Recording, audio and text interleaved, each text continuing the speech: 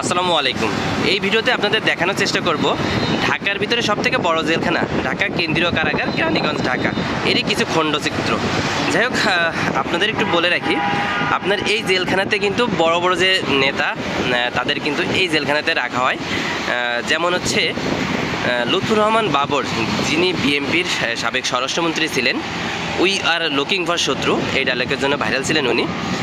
এই স্বরাষ্ট্রমন্ত্রী আপনার এই কেন্দ্রীয় কারাগার জেলখানাতে কিন্তু মুক্তি পাইছে, এবং পার্থ সাহেব উনিও কিন্তু এই কারাগার থেকে উনি মুক্তি পাইছেন।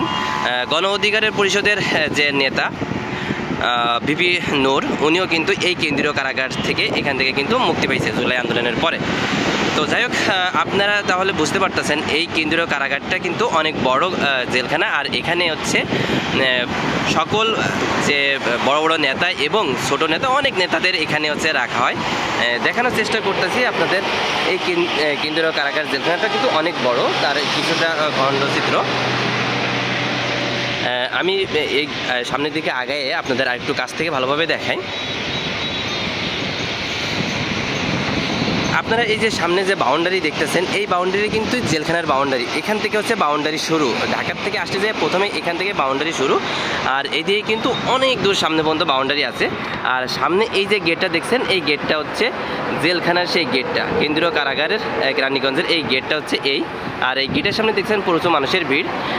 এই মানুষগুলো আসলে এই ভিতরে যে লোকগুলো আছে, এই লোকের আত্মীয় স্বজন, এনারা হয়তো ঈদের আগে তাদের জামিনের কোনো ব্যবস্থা হয় কিনা এটার জন্য এখানে তারা আসছে, অথবা দেখা যাচ্ছে ভিতরে যে লোকগুলো আছে ঈদের আগে তাদের প্রয়োজনীয় কিছু সামগ্রিক দেওয়ার জন্য এখানে তারা ভিড় করছে, তাদের আত্মীয় স্বজনদের কিছু দেওয়ার চেষ্টা করতেছে, যেমন তেল সাবান ইত্যাদি। সেটা হচ্ছে এখান থেকে কিন্তু আপনাকে দিতে হয়, এখান থেকে দিয়ে পরে হচ্ছে তার আত্মীয় স্বজনের কাছে পাঠানো যায়।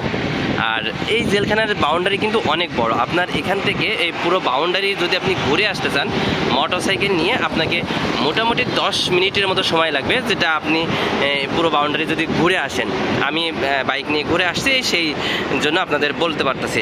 আর ভিতরে যে বিল্ডিংগুলো দেখছেন, এই যে বিল্ডিং, এগুলো কিন্তু সব ভিতরেই জেলখানার কেন্দ্রীয় কারাগারের ভবন, আর এর ভিতরেই হচ্ছে কারাগারটা আছে। আমি ভিতরে যেও আপনাদের দেখাইছি, সেটাও আপনারা আমার ভিডিওতে দেখছেন। আপনার এই ভবনগুলো কিন্তু কেন্দ্রীয় কারাগারের এই ভবন। আপনার এটা হচ্ছে ঢাকার পাশেই, আপনার ঢাকার ভিতরে সব থেকে বড় জেলখানা, ঠিক আছে। এটা এই জেলখানা, এখানে হচ্ছে জেলা হচ্ছে আপনার ঢাকা। আর আপনার একদম পুরো মানে পুরো বাউন্ডারিটা যদি আপনাকে ঘুরে আসতে হয়, তাহলে মোটামুটি আপনি 10টা মিনিট সময় নিয়ে আপনাকে ঘুরে আসতে হবে।